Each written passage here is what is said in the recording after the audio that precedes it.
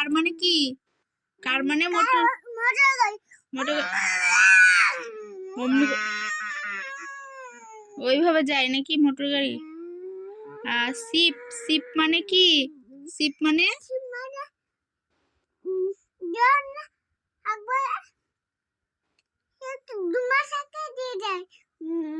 জাহাজ কি করে যায়? অমনি করে যায়? ওরে বাপরে।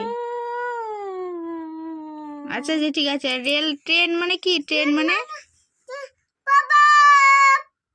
ট্রেন মানে কি? রেলগাড়ি ওইভাবে যায়।